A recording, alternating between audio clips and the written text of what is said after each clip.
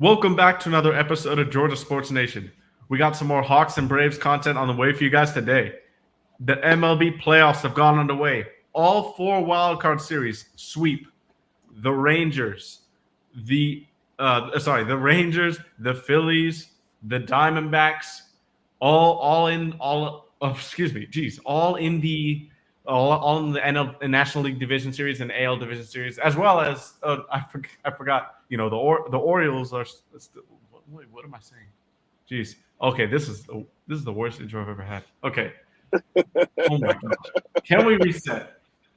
All right. Let's try that again.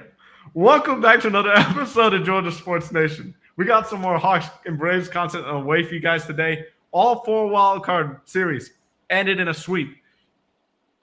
So the Phillies and the Braves were set for another NLDS rematch. And this is going to be there's going to be a lot of hype around this series. With the way the Phillies offense, with the way they pitched against the Marlins, who I doubt that will happen to us. But all the National League guys are going to be on this series. Really, yes, the Dodgers and Diamondbacks are going to be a good series. The Diamondbacks really pitched well against the Brewers, but really the Dodgers and the Diamondbacks, there's really not too much huge similar with those teams. The Dodgers, obviously, way better team. Now, the Braves and the Phillies have been playing good ball for a long time now. The Braves, obviously, best team in baseball, 104 wins. So we are the favorites. But we know what happened last year. We know the Phillies are still a good squad. So it's going to be an exciting series. For the Hawks, media day last Monday. The season has already gotten underway, technically, if you start with training camp. And you've got the excitement around Quinn Snyder, the new offense, what to look for at the starting 4 and 5 position. So without further ado, we're going to get all into that tonight. So, Will, what do you think about that series between the Phillies and the Braves? It's going to be a fun series. Hey, man, it's going to be electric up there, man. It's going to be electric at Truist Park. Oh, yeah. Hey. Man, you know how it was electric last year, but this year, the revenge tour, it started, baby. It's revenge time. Yeah, we need faced the Phillies. Yeah, we faced the Phillies last year with injuries, and they took advantage of it. They did what they had to do, but it's time to see. You know what I'm saying? It's time to see who the real man is. And my only thought about this series, I hope we got our pitching woos together. I hope we over all that. I hope we ready to go. And by looking at the inter squad matchup that they had, it's like the pitcher was ready to go, the offense was going good, but it's staged in the scrimmages and whatnot. But I'm hoping they gave them a little more juice. You know what I mean? Bring them be ready for this series. So I hope so. I'm looking forward to it, man. I can't wait.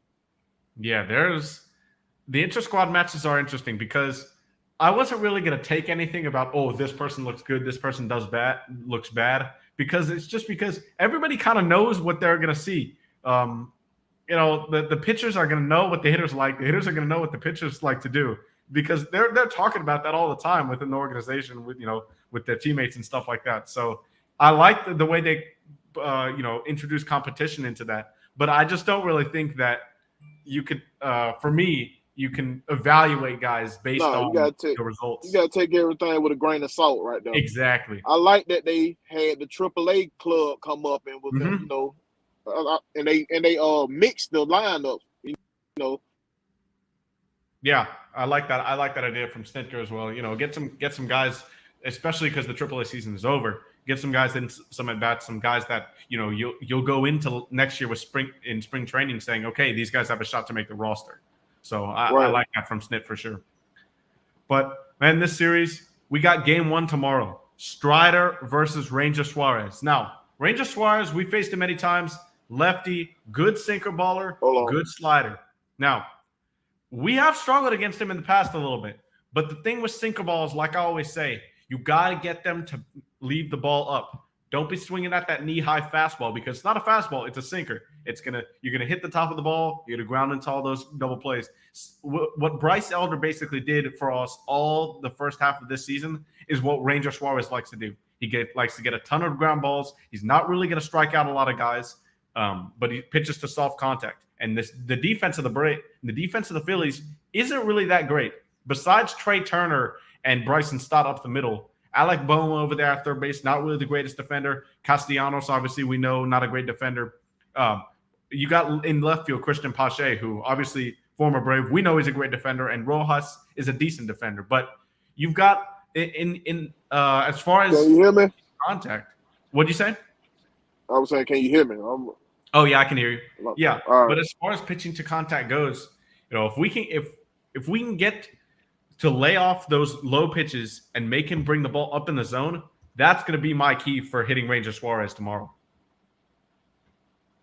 What about you? Well, I'm gonna say, facing any of the Phillies pitchers, I want them to make them throw pitches. Don't go out there chasing pitches. Make them throw pitches so your teammates can see more pitches, so we can have better at bats as we come to the plate. If you're a top hitter like Acuna and Albies, I want y'all to make him throw pitches. He got to at least throw 4 pitches in that at bat. You got to make him throw some pitches. Don't go out there and chase.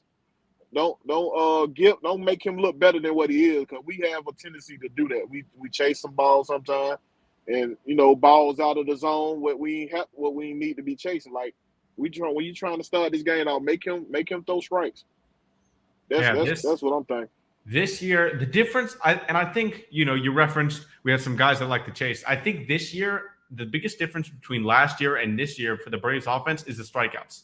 Last year, we were still a team that hit really well. We slugged a ton of homers, but we'd strike out a lot. This year, we have the lowest strikeout rate in the league, and we have the most homers in the league. So that's where you say, okay, the discipline's gotten better, but in the playoffs, with nerves, with stuff coming up, just the adrenaline going, you're trying to be that guy to make it a big hit, get the home run, get the clutch hit with runners in scoring position and 2 outs. Now, you got to have a level head, and I think that's a good point. But yeah, that's the one thing that I'm confident in this year. We struck out a ton against that Phillies pitching staff last year in the playoffs, but this year I'm hoping, and judging from the numbers, it looks like it won't happen again. Now, last year, we had Ronald Acuna, Matt Olson, and Travis d'Arnaud as really the only guys who did anything as offensively in that series. This year, we've got a ton of guys coming into the postseason who are red hot. Michael Harris, Marcell Ozuna, Ozzie Albies. Ronald and Matt Olson are obviously included in there. You've got Austin Riley. And these 6 guys right now are firing on all cylinders. You have your Eddie Rosarios of the world, your Orlando Arcia. But those 6 guys are really the guys that I look for saying, okay, I'm confident when they come up to the plate right now. And it's going to be interesting to see whether Brian Snitker starts Eddie Rosario or Kevin Pillar for game 1. Obviously, Ranger Suarez with the lefty on the mound. I think we might see him go with Pillar just because he's produced any time that he started in the lineup. What do you think, Will? Does he go Eddie Rosario or does he go Kevin Pillar in left field? Well, first off, I'm gonna take a look at this batting, man. Everybody was hitting pretty good except the catchers at the end of the year. Yeah. Now, if they give us anything in the playoff, it's gonna be dangerous out here, man. Yeah. And by looking at the inter squad matchup, seemed like they was finding the barrels were finding the ball in the inter squad. Yeah, d'Arnaud hit well.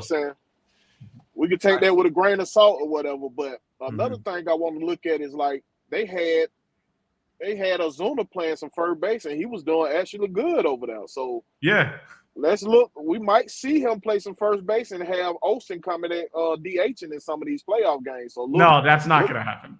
Hey, man, hey, I wouldn't be surprised. I wouldn't be surprised, man. Wait.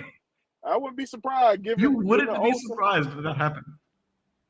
I wouldn't be surprised if they tried it because he was looking all right over there now. But, that's crazy. That's but crazy. as far as Pillar or Rosario, it's either or with them two.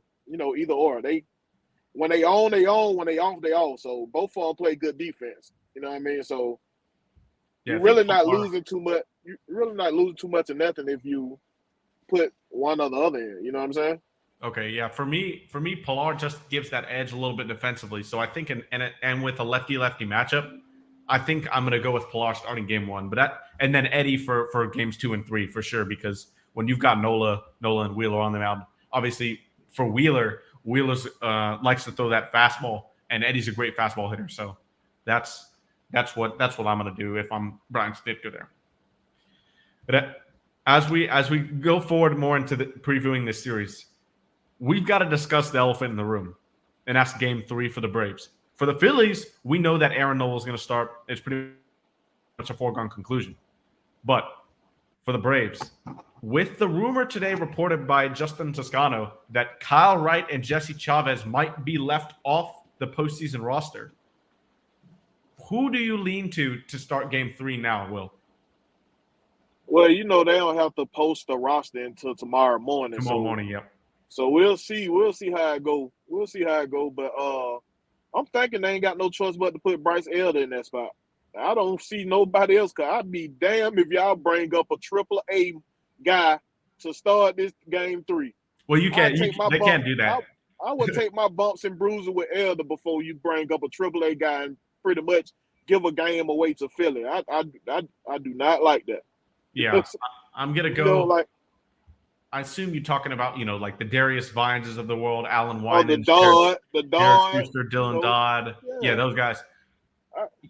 You know who pitched really well down the stretch though for us in the pen?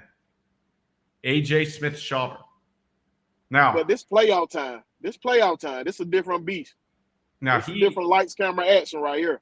I don't like what I've seen from his off-speed pitches. He's definitely got to get better command with his off-speed. A lot of times, they'll be too far inside, or he'll spike a lot of them and end up walking a ton of guys. But I don't know. It's between Elder and him as an opener, because if you think about it, in 2021, we started Dylan Lee and Tucker Davidson in the World Series, which is just insane. That's just insane. That was a ballsy move by Snitker right there. It was like, hey. And it worked out. Thank God it worked out. Exactly. It worked out. So I wonder if we see Smith-Shawver. I don't think it's too far out of the realm of possibility. I wasn't putting that past Snitker because he one of them managers that don't care. He's like, I got a feeling. We can go. That's right here. So hey, I wouldn't put it past him, man. But I think we're gonna go with. I do agree with you. I think we're gonna go with Elder, but at the same time, I wouldn't be shocked if we go Smith-Shawver. Now Jesse Chavez and Kyle Wright, if they're both on the roster, I think it'll be a combination of those two. But with Toscano reporting that this afternoon, that came as a shock to me for sure. What was your reaction when you saw that, Will? Well, I didn't see it nowhere else but that person though. So I was like, is it something to it? If I would have seen it on a lot of different other posts, you know what I'm saying? Like a lot of people saying these guys might not be on it, then I'm like, hey man, there's something to this. But like I say, they don't have to wait until tomorrow morning to turn in the lineups. What they get 40 in the playoff? What? They get 40 on the roster in the playoff? No, 25. 25. Okay, so yeah. I don't know, like with Brian Snitker, I don't know what to think. They pull rabbits from everywhere. I can't even just sit here and act like I know how he gonna think or whatnot. So yeah. I'm hoping through this inter squad matchups they was doing, they figured out, hey man, this might be our best bet. Who they need in the bullpen and who they need for these stars. Yeah, that's the reason why I think I got a little bit more confidence in AJ Smith-Shawver. He pitched 2 of those games and he pitched really well in them. So hey, I won't mind him coming out the bullpen. Yeah. I won't mind him being a lone reliever. I can see him doing that. But like to start a playoff game, I don't know too much about that unless we really just don't have no choice. You know what I mean? So No, I agree. All right. When the Braves before the Braves actually entered this postseason, I wanted to mention this real quickly.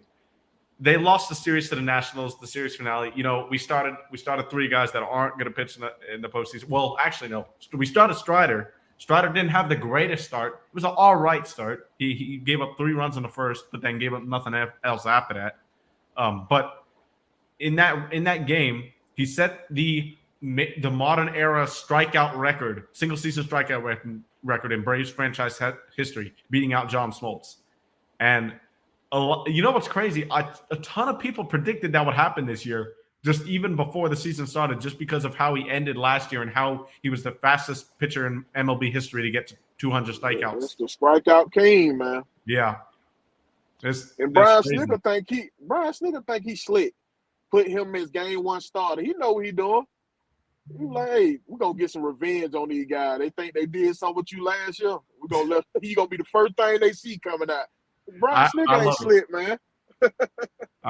I'm really glad we have Strider starting game one and Fried too, because, well, one, from an objective standpoint, the Phillies have absolutely just hated facing Spencer Strider over his career. That one start in the postseason, forget about it.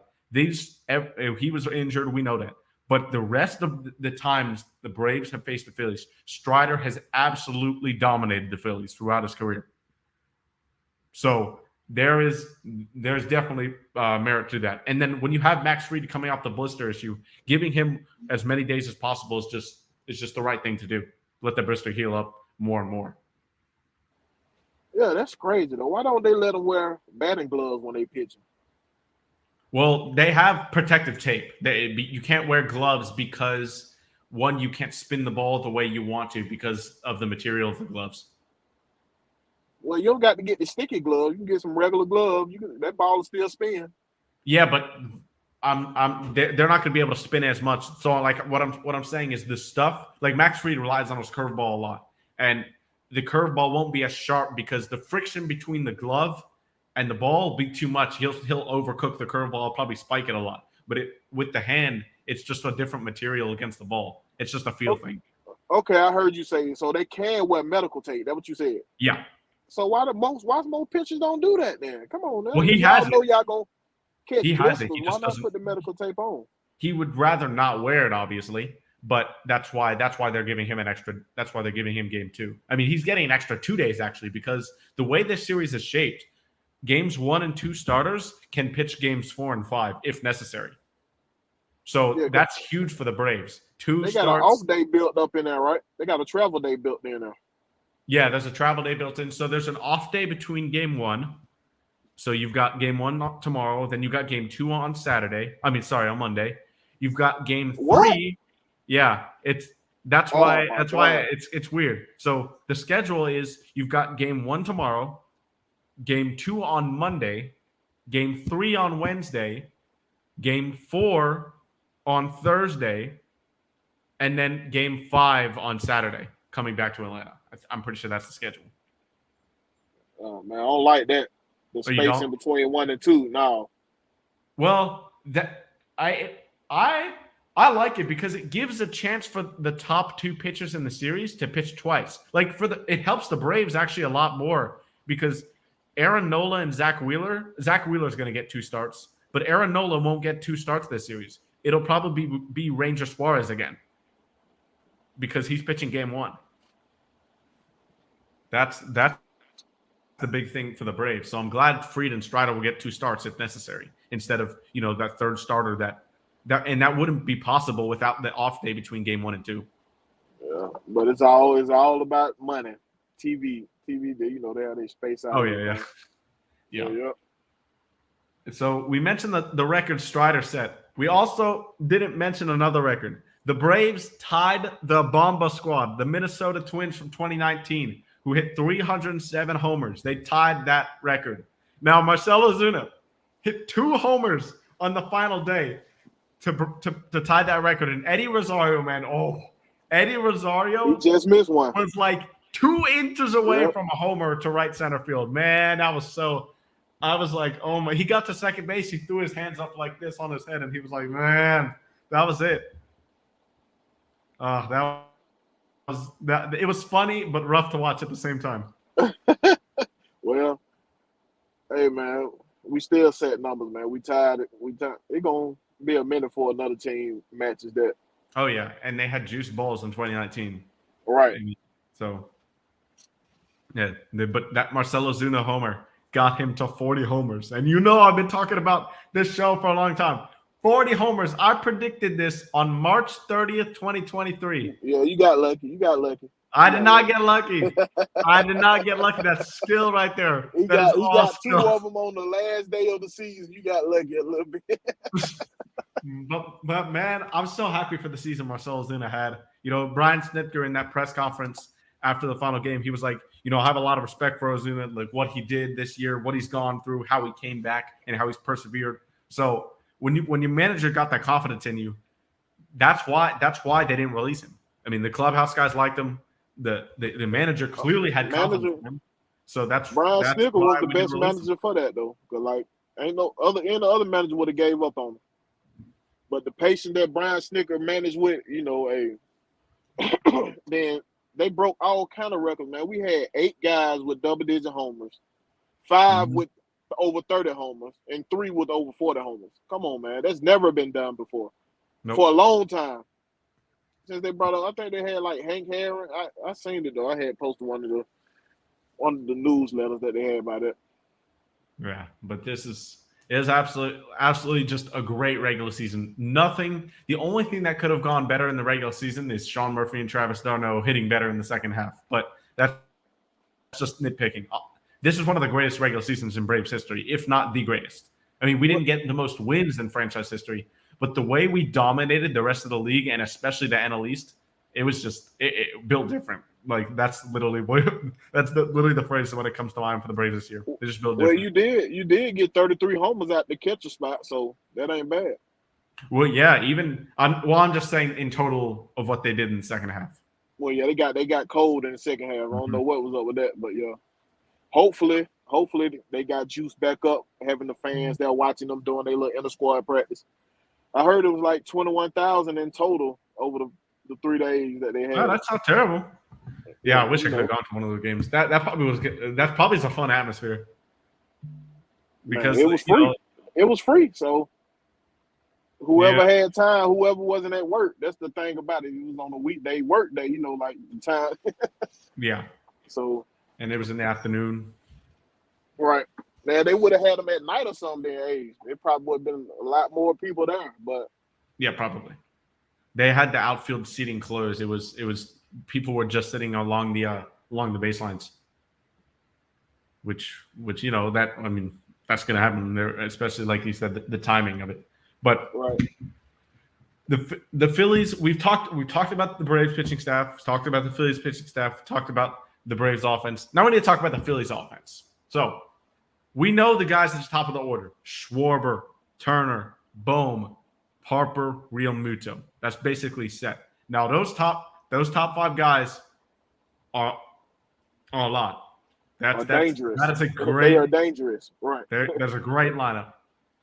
For me, if you really want to put a hurting on this Phillies team, you can't let the guys down in the order, the Christian Paches, the Johan Rojas's, Nick Castellanos, even you can put in there because he'll chase a lot of pitches. Bryson Stott, especially, he's a pest. He's a great ball player, but he's not going to strike out a lot. He's going to put the ball in play. You don't want to get those guys on base to then flip the lineup over for Schwarber, Turner, Harper, Bohm, those guys.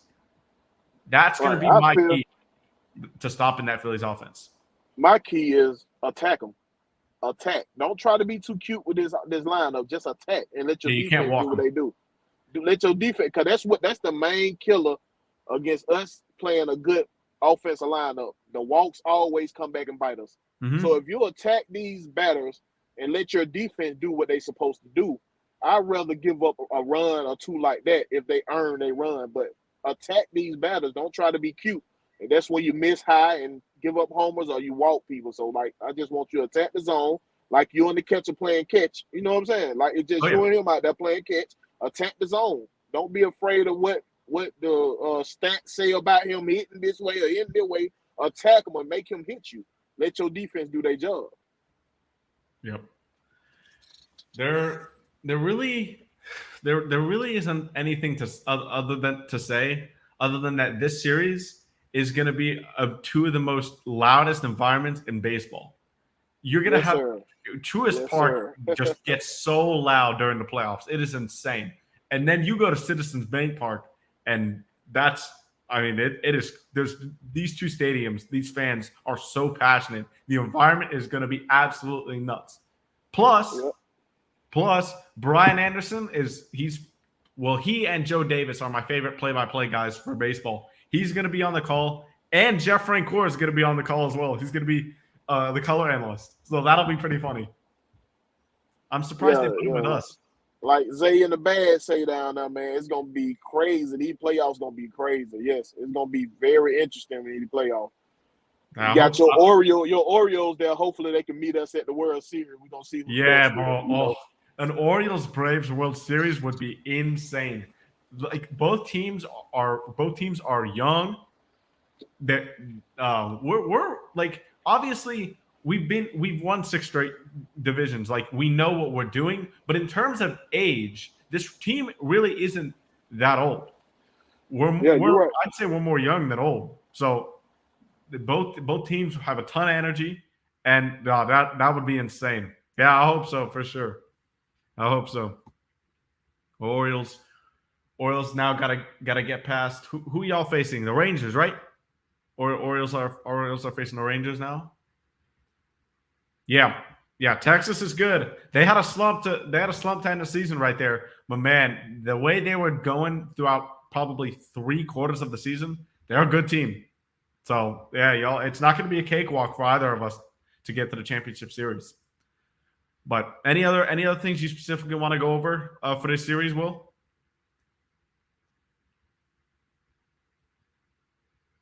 No. Okay. All right. Well then. Let's move on here. Recapping Hawks Media Day. Now, this Hawks Media Day was amazing. I was able to go ask Quinn Snyder, Landry Fields, the players, go ask them questions, and it was amazing. You sit there, you watch the graphics the guys make when they put it on the jumbotron. There, the players have different stations. They'll come to the media availability, answer questions for like 10 minutes, and then they'll go and do all their photo shoots and stuff. So it was great to see that. And I was able to meet some reporters, some Hawks content creators that we always see, Brad Rowland, Kevin Chouinard, Ben Snyder was there as well, the NBA reporter. So I was able to meet these guys and talk with them, and that was pretty cool. But I got a lot of great content from Media Day. Will, what were your thoughts on some of the things you Can you hear me, man? What? Can you hear me? Yeah, I can hear you. Screen yard playing with me, man. I don't know what's going on. What was your question?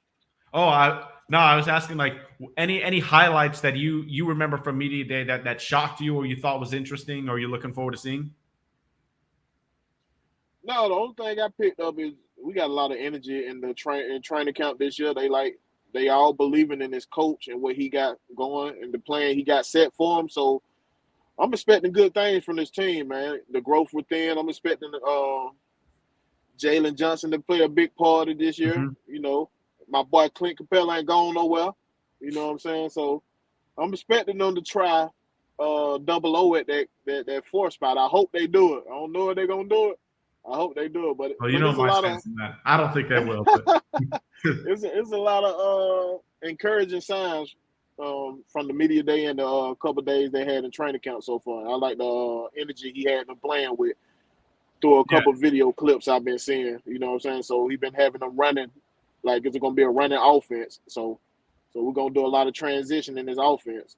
So I'm looking forward to it. Yeah, I hope so. And Snyder overall and his, the Snyder and Fields both had introductory statements. What I thought was interesting from Snyder was, he said last year was valuable and he wasn't able to implement his system until this offseason. So we had, and frequently if you go on We Talk Hawks TV, shout out Damon, we're going to be doing a crossover episode with them in a couple weeks after the Hawks and Knicks on October 27th. But a lot of people on there were saying, Coach Quinn, man, he didn't do anything better than Nate did when he was here. He went 10-11 under Nate. We were under 500 as well. But we found out from Media Day that he was able to implement none of his system. We were running the system that Nate had in place. He had 21 games, man. What you want him to do in 21 games? Exactly. There was nothing he could do. And I have people still arguing with me saying, and what was Quinn's record when he come in? Bro, he could not implement anything. We were running, Jamel McMillan was still an assistant. We had Joe Prunty. We had Matt Hill. We had all the Coach Nate's old staff with us who was really just guiding Quinn about these players. Those games was nothing but evaluation games. That's all he was doing, getting to know his players. Yeah, getting to know who he's willing to keep and who he's going to get rid of. That's what those were. Evaluating his coaching staff, evaluating his team.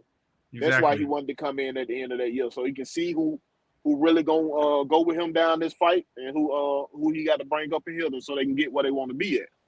That's all that was. Mm-hmm. And he said it was valuable from an analytical standpoint and just like a player evaluation standpoint, like you were saying. But as far as just implementing his offense and getting into that like Quinn Snyder system, as he calls it, he wasn't able to do that. And I thought that was pretty interesting. It wouldn't have made no sense for him to put his offense in with 21 games. That wouldn't have made no sense because it would have took them more time to learn the offense. It's better to go with the system that's already in place and add little adjustment here and there, but not to change over a whole system with 21 games. Yeah. And we know that Snyder likes to shoot a lot of threes, likes to have a fast-paced offense. But what I found interesting, specifically with DeAndre Hunter, was that he said, Quinn knows my game well. He's not going to take the mid-range away from me. And I asked him about that on media day, and he seems to know that he's got to take more shots. He's got to be more aggressive. He's just got to get up more shots in volume. He's not going to necessarily say, okay, I need to take more threes this game. I need to take more mid-ranges this game, because even though that's a specialty, Quinn wants to shoot more threes and get away from that mid-range. But we know that Dre's just a lot of times can be kind of, I don't want to say timid on the floor, but just not aggressive enough and just not putting out enough shots to make him a consistent threat, from the outside. And if he does that, it just adds another wrinkle to this offense that's already so strong.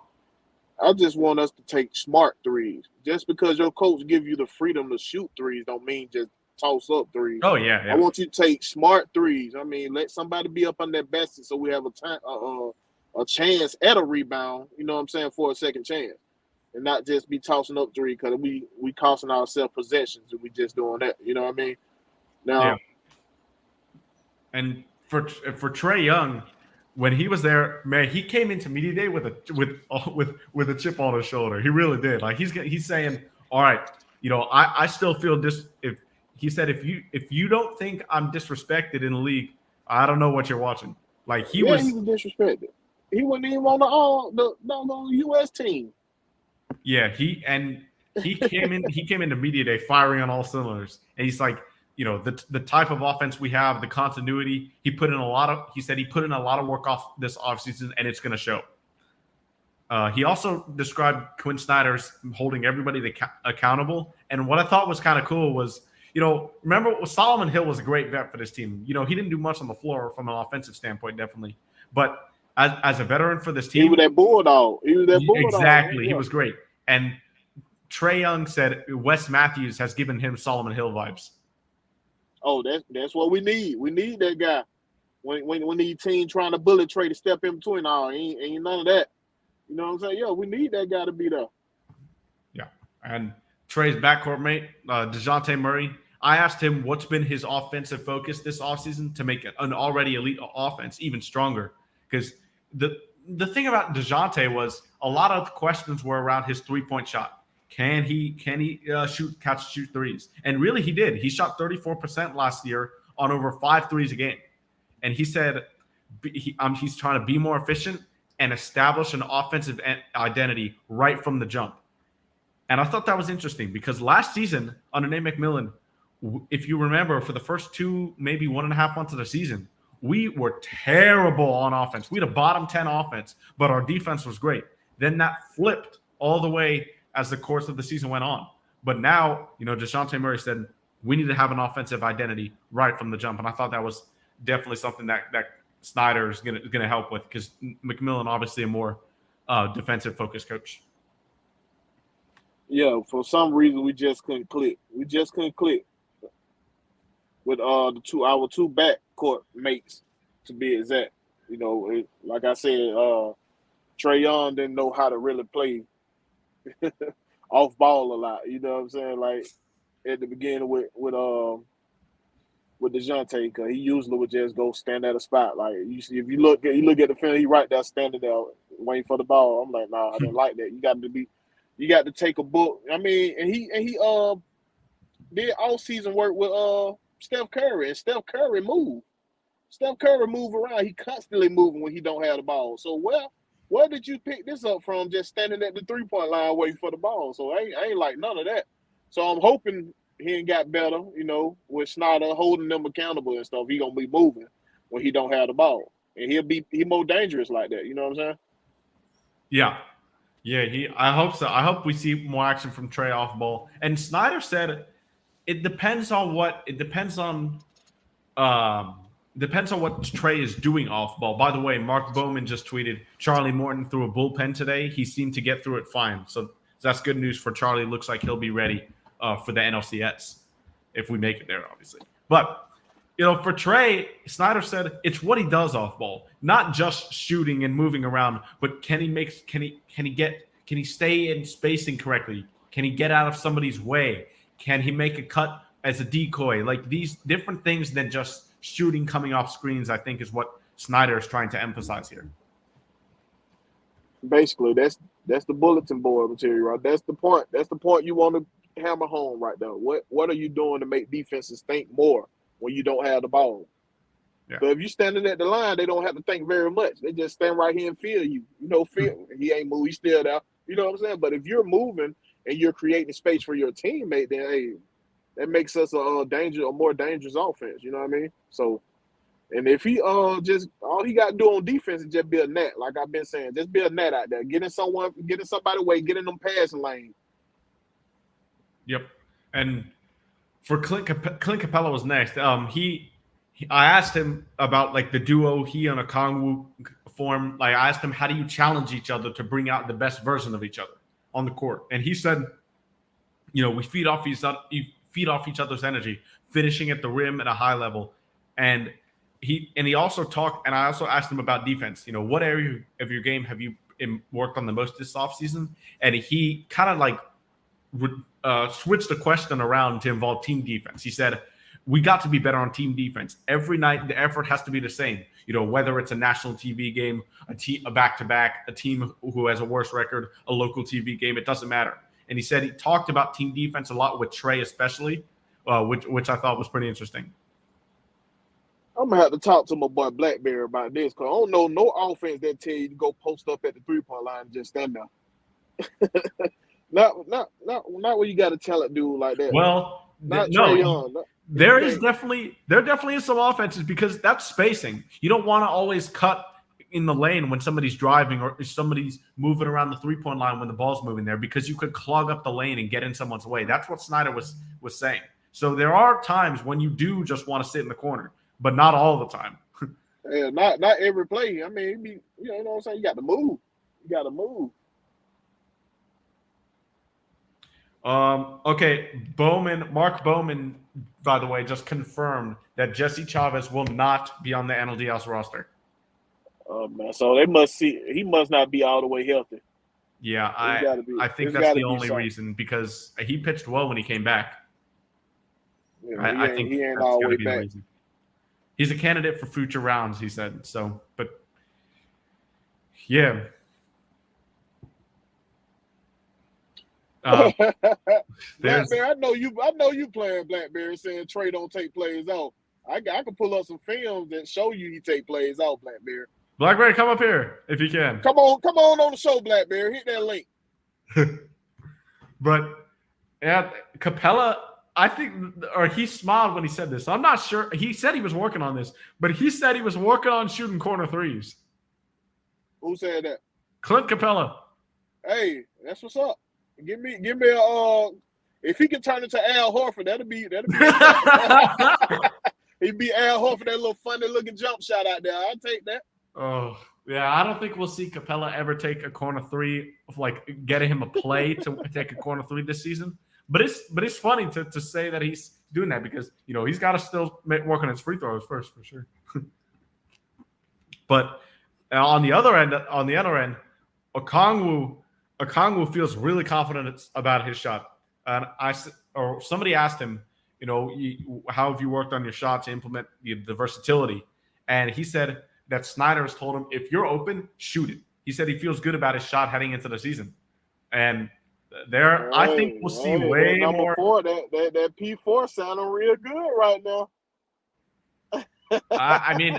There's. Well, okay. If they play Okongwu and Capella, are you saying starting Okongwu at the 4? Yeah, I've been screaming that. That'll make our team dangerous, man. If we have Clint Capella and Okongwu on the court at the same time, but that is dangerous, man. That is dangerous. The spacing is terrible with that. Well, Clint Capella already said he's working on the 3. No. Okay. Don't say like you by spacing. Like for example, we know Jalen Johnson can make 3s on occasion. He's definitely working. That's been his key focus this offseason. He said as well.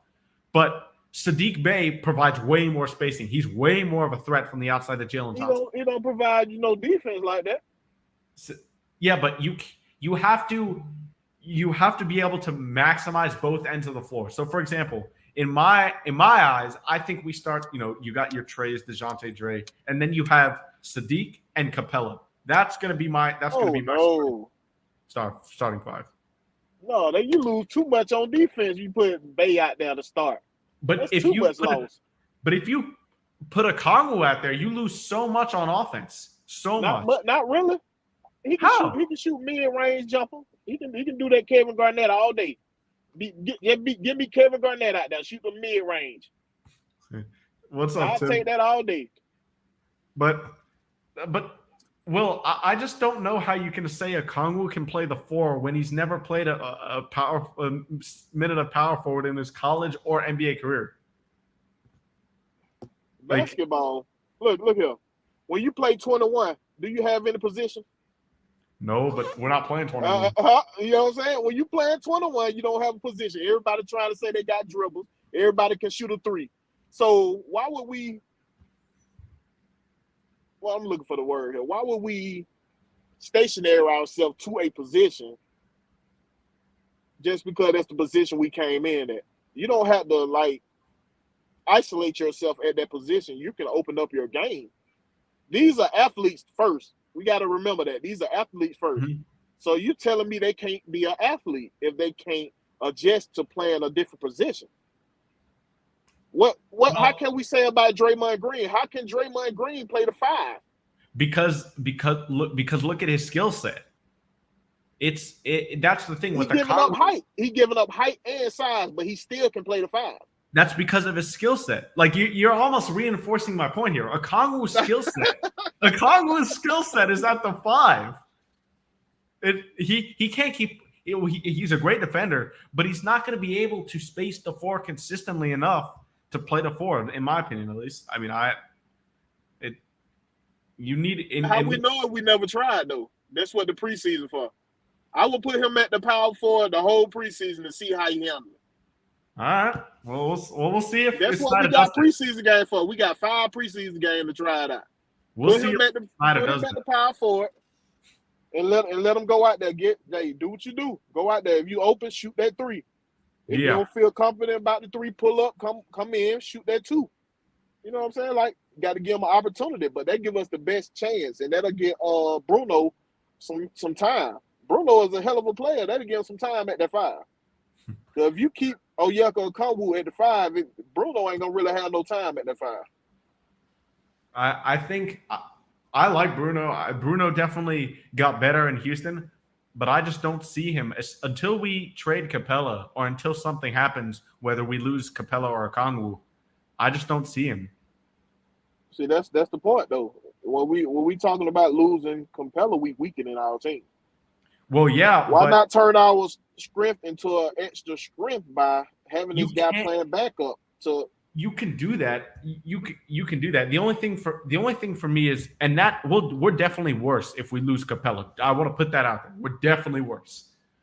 The only thing I would say to that though is from an organizational standpoint, if you get the value for him and you see Onyeka doing what he's expected to do this year, you don't lose that much. And the value that you get back from trading a guy like Capella could be more than what you lose.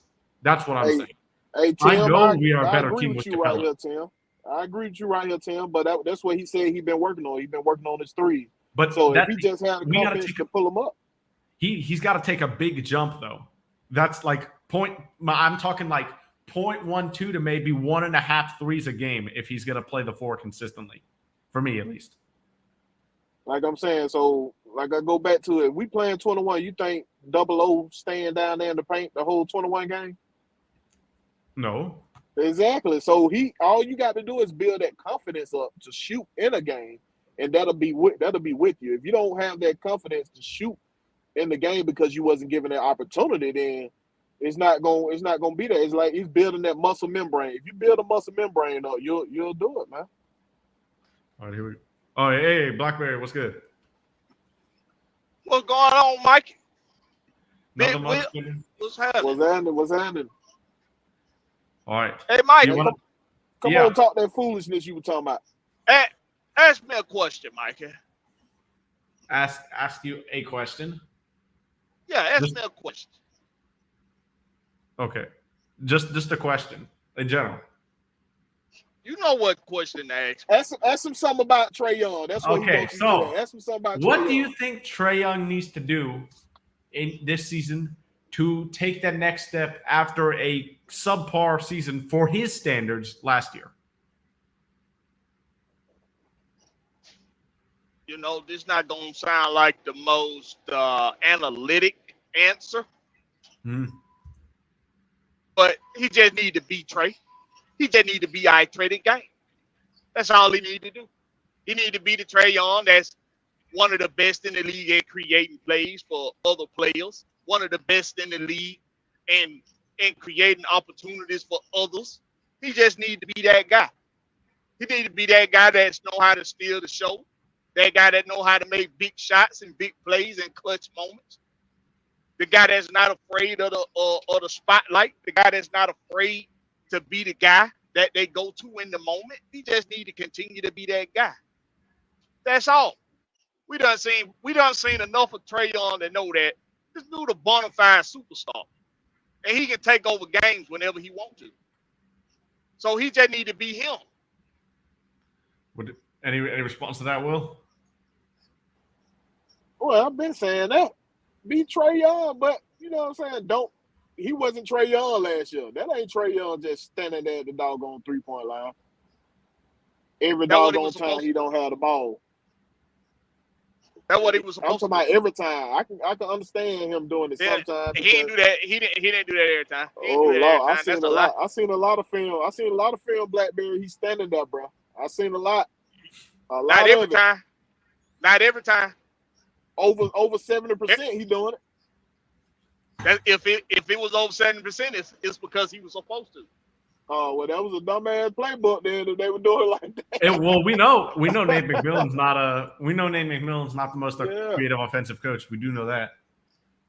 Yeah, that's the only thing I'm saying is if you saw him standing in a spot without the ball and not moving, it ain't because Trae taking a play off. It's just because that's what he was supposed to do. It could be. Yeah, we'll never know the actual answer to that question. That's pretty funny actually, but Trae don't take plays off, bro. Yeah. Oh, now hold up now. Trae do take plays off. Don't sit there and say he don't take no plays off, man. Like, man, we done seen plenty of games that this man took plays off. Not me. I ain't seen it. We're going to have to set up something like that. I'm going to have to do some video. I'm going to put together some video clips together. And we're going to have to just sit down. I'm sure I done seen it. Whatever video you put up, I'm sure I done seen it. Well, we're going to have a discussion while it's playing then. We'll do it like that. Yeah, we will. We'll definitely do that. But this is what I was talking about, Will. Because Tim says JC averaged 3.6 attempts from three when the Hawks had great spacing. And that's the thing. You know, Collins, obviously his three-point shot wasn't really there for the most part last year. But even him, you wanted Bey on the floor over Collins for spacing. Collins wasn't giving you nothing. But I don't know what was going on.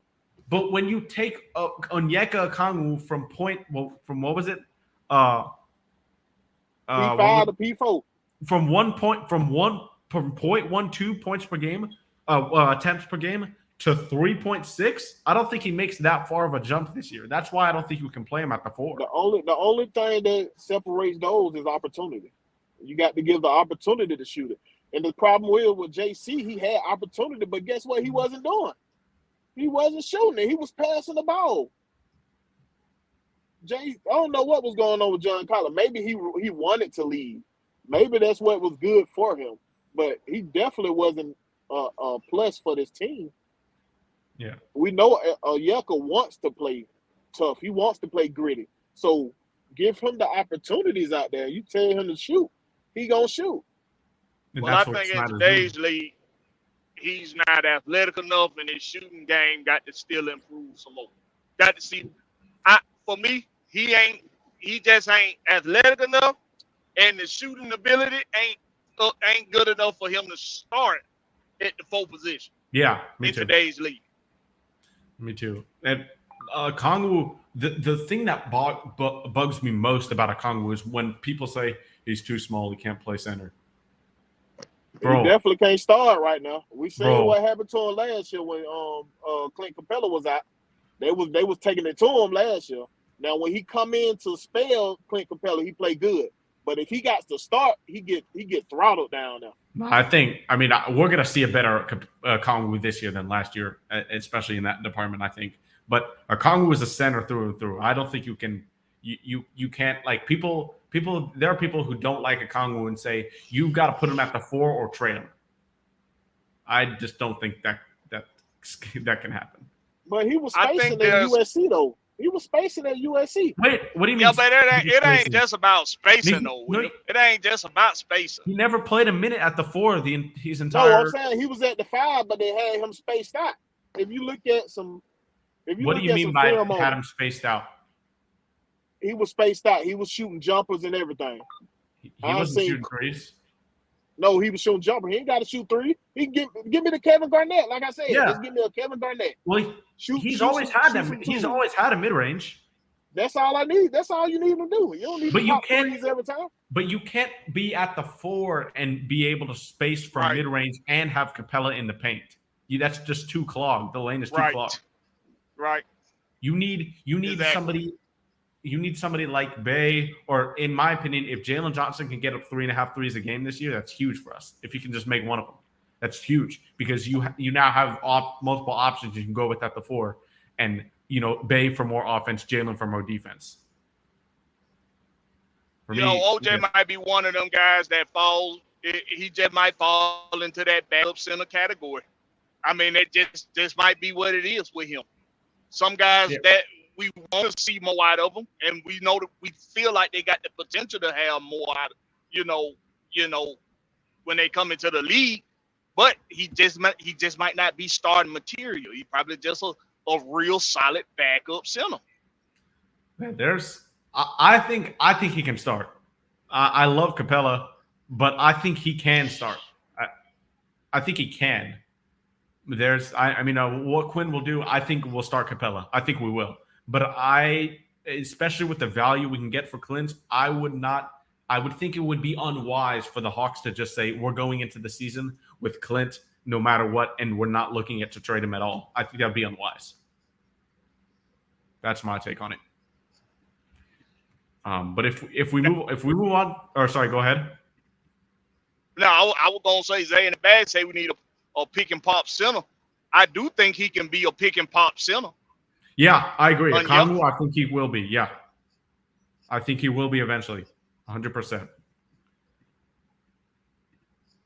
Yes. Embiid and Jokers are bullies in the paint, but how many times are we going to face Jokic? Once Embiid is Embiid, obviously. We know Okongwu has played Embiid really well when he's guarded him. Right, and Trae Young and Onyeka Okongwu and Clint Capella, they know how to beat Joel Embiid. Yes, they know how to beat. Dixon, I agree with this first part, but how can you start Jalen Johnson and Capella at the same time if both of them can't shoot? Jalen, obviously, we know he's working on that 3, and we're going to see how that's improved this offseason. But in my opinion, you can't start Jalen Johnson with Capella. That's just my opinion, though. If you start a Kongu, yes, Jalen Johnson's fine. But you have to start Bay with Capella in my eyes. I do agree with that, and that's because of Jalen Johnson. If you're going to start Jalen Johnson at the what he's saying, at the 4? Yeah. He's saying start him at the 4. If you're going to start Jalen Johnson at the 4, you do need a center who has better passing ability than Clint Capella, because Jalen Johnson is a slasher.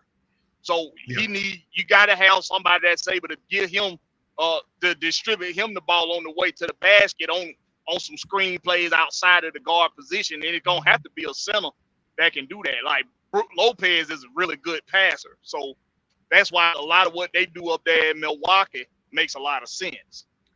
I agree with that. And I do agree with this. For me, it doesn't matter who plays the 4, who plays the 3, Bay, Hunter, whatever.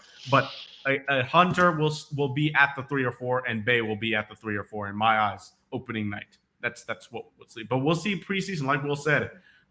Snyder's probably going to experiment with different things. So we'll see.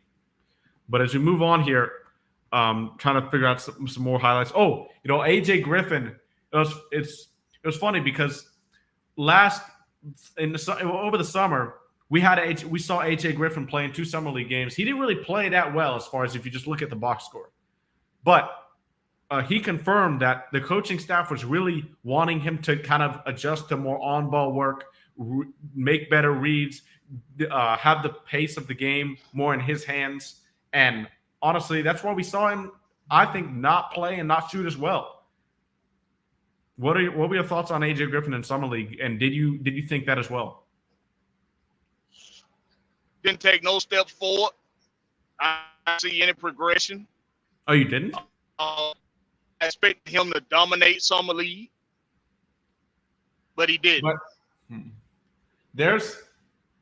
I disagree, because for me, AJ Griffin, he's not used to having the ball in his hands a lot. He's more off ball. And if you notice in summer league, he was bringing the ball up half the time and pick and roll. He would handle the ball, and that's not a lot of things we've seen. So he's put in positions that he normally wouldn't be to try and just experiment, see how he looked. And that's what he said he did. Well, they did that with a lot of people. They let a lot of people bring the ball up the floor. So I still didn't see a league. I think he's going to have a really good first quarter of the season for them not to contemplate trading him. That's what I think. Okay, all right. Who y'all talking about? AJ Griffin. Oh. What was the O? Huh? What was the O? Oh no, because he just had an on and off type season last year. I don't know what. Maybe because he cut his hair. Because he cut his hair, then his play was. He played better when he had them dookie braids. When he had hair, he just played kept the dookie braids. Yeah, he went into that. He hit a wall definitely with his shot. His shot wasn't doing much, and especially Jalen's a better defender. So when Quinn got here, yes, he put Jalen over AJ in the rotation. But I don't think that was the reason. I think AJ definitely as a rookie, you scheme for in the playoffs, it's different.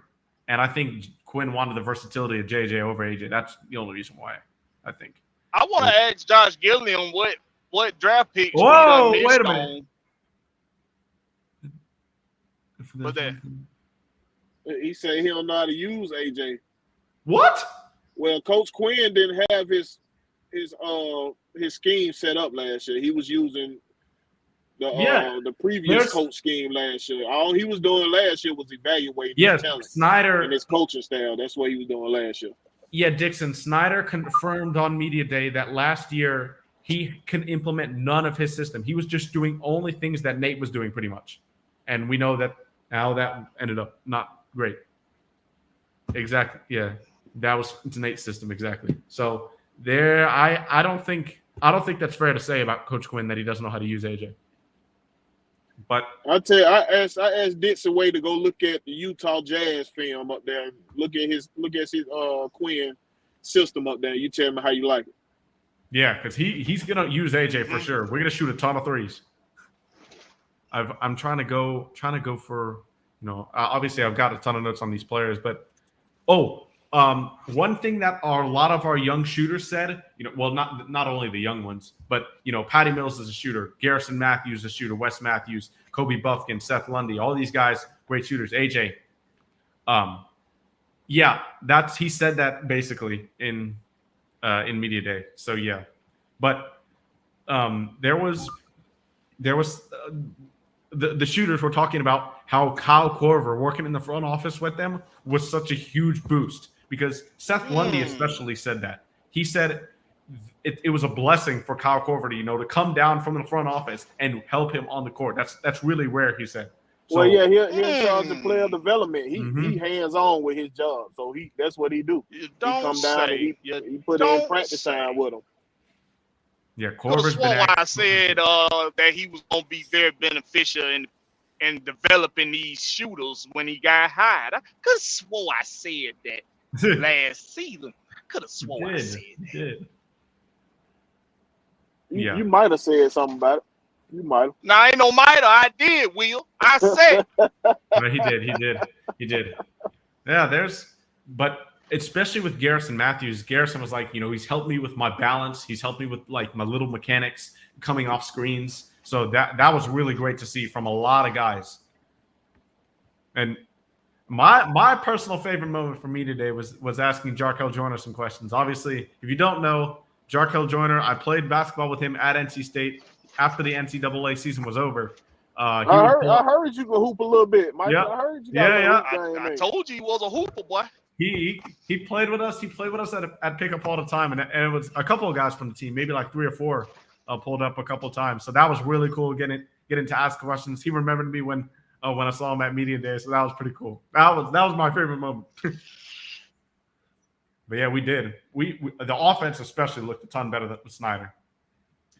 But Trey, DeJounte, Jalen, DeAndre, and that lineup would be something. I think, yeah, that lineup, if we could eventually get that, Capella most likely. You can see some sets like that. I can see some sets like that. Yeah, for sure. Capella most likely won't be on this team by the end of the year. That's my prediction. Man, stop trying to get rid of my boy, man.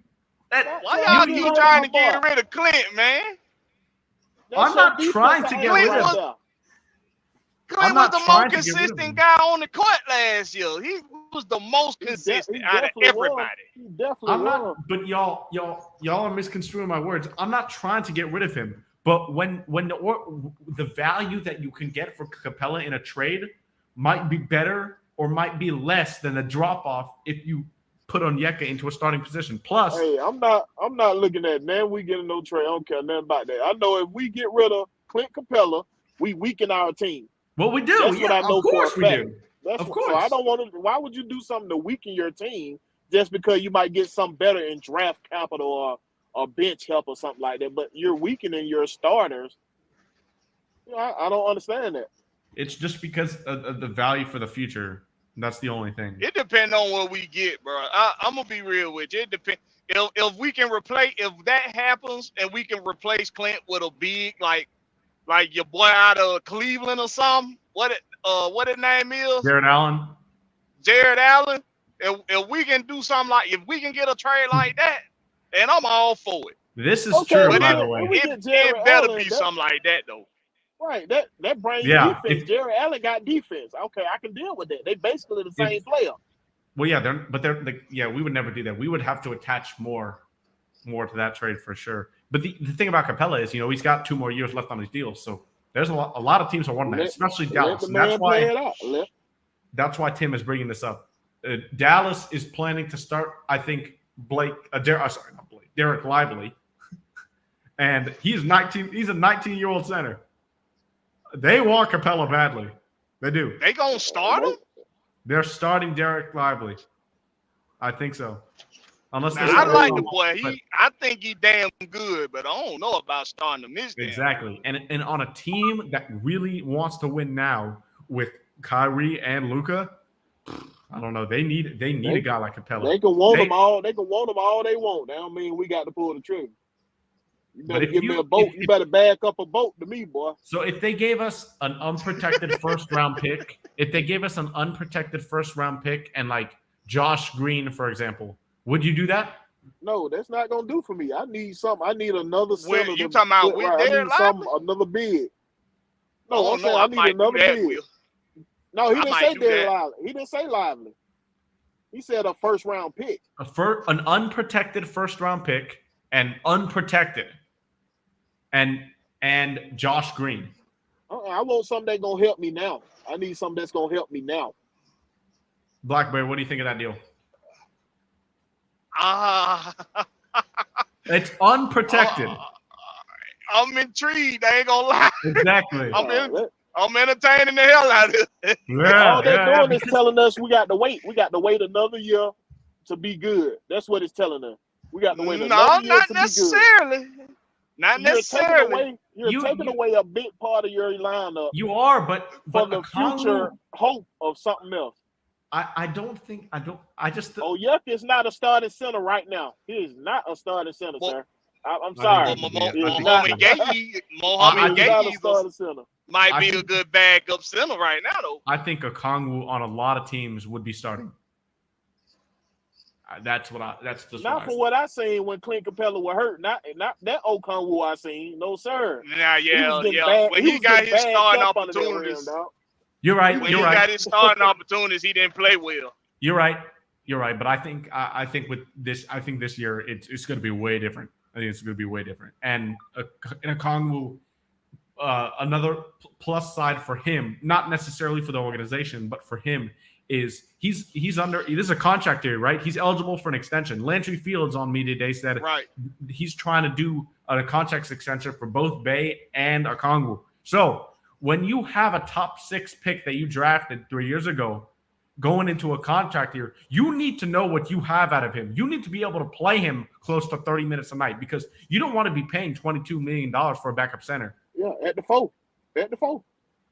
At the 4.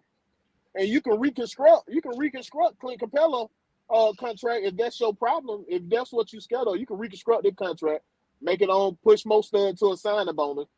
You can do that, man. It's easy to move that money around. It's not hard.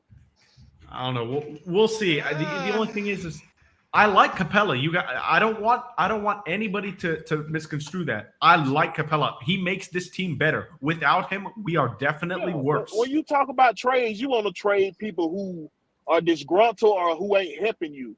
No, you don't want to do that. No, because I say when you want to trade a player, can upgrade the position. You can still try to upgrade the position. None of these trade scenarios that he gave me is upgrading the position. It's more on the line of, okay, you got to wait till next year to upgrade your team. But on the hopes that the person that you draft is going to be good. That's a whole lot of hope. So what would you guys say to what Tim is saying here? Because in the Boston series, Capella was horrible. He was horrible. That's a bad matchup for him. It is, but he was horrible. Okongwu was just better.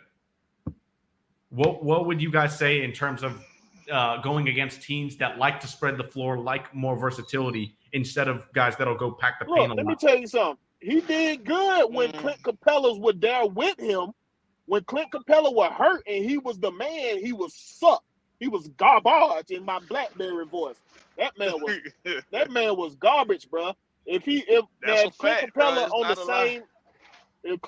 is on the same bench with him, he did well. But with Clint Capella being hurt and not being there with him, he looked terrible. But I'm telling y'all, go check out the film. Go back and look at the film. No, he didn't. He wasn't great in those starting games, but there, I don't think you can say that Capella is better in every single facet, because especially versus teams like Boston who want to be more versatile. He can't defend when they stretch the floor. He can't defend. When the front core is stretching the floor, he can't defend them. No, he's yeah. not a good space defender. Yeah, you need that. I don't. Wait, Tim, what was 2 years ago? But yeah, other than that, guys, really from media day, I got a sense that Snyder they really like Snyder. The whole team really does, and he's holding the players accountable. That's what multiple players said. So I'm excited for the season because I think this team knows that they're better than a play-in seed. DeJounte said this team play-in is not an option this year. We need to be a top 4 seed. So that's the expectation he set for this team. Well, if that's the case, we need to see vast improvement from Jalen Johnson. We need to see vast improvement from AJ Griffin. And whoever that enforcer gonna be, I know y'all said somebody said what's his name reminded them of Solomon Hill. Trey said Wesley Matthews reminded him of Solomon Hill. Now, if that's the case, man, if we can get those guys to step up, the role players that's coming off the bench, and we need DeAndre Hunter, bro. We need him to really be what your boy up there in what's his name up in Milwaukee. We need him to be like. We need him to play that role, just like Middleton play his role in Milwaukee. DeAndre, you gotta play your role, bro. You gotta be consistent. And if we can get those role playing guys to do their job, and the Hawks can make a lot of noise, man. Yeah. We could talk about this for a minute, and then we're gonna wrap it up here. Yeah, did y'all see what JC said on Monday morning at Media Day for the Jazz? No, what he said? He said it's refreshing to be around a lot of people who are, don't play basketball with an ego. There are not a lot of egos around here. And people are wondering if that was really a shot at Trey or anybody on the Hawks. It was a shot. Yeah, I think it was too. I definitely think so. Will, what were your thoughts? What are your thoughts on those comments? Is he here? No, Will's not here. But yeah, it was definitely JC didn't really need to do that because a lot of what the only things that were talked about JC on Media Day were positive things from the Hawks camp, and then JC came out with that, which is kind of weird, but yeah. I mean, man, hey man, I ain't even gonna go off on John Collins, bro. You mean nothing anymore to Atlanta, so whatever. Hey, he's gonna get a standing ovation when he comes back though for the Jazz. He should, in my opinion, at least. He was starting power forward here for 6 years. So, but I guess this bench is even better than that because I think you'll have you got AJ Griffin, you got JJ, you got Sadiq, whichever one's going to shoot. This bench and Bogey, like you mentioned, this bench is going to be much better than last year, and I think that's going to be a huge difference. Like you were saying, Blackberry, if the bench can do the job, the role players, this team can definitely finish in that top 4 seed for sure. Mm-hmm. But any final thoughts before we wrap up there? I just want to see better perimeter defense, take some of the defensive pressure off of the bigs in the paint. Mm-hmm. And I think with that, I think the offense has always been there. So just better perimeter defense, and I think we're gonna be all good in the hood, shout it. Yes, sir. All right. Well, thanks for tuning in to Georgia Sports Nation tonight, guys. Don't forget to like, comment, subscribe if you're on YouTube. And we'll be back next week, 6 p.m. Eastern Standard Time. And we will be discussing the Hawks preseason games and the playoff series between the Braves and Phillies. Get your popcorn out. Tomorrow, it's going to be a great series. We'll see you guys next time. Peace. Peace.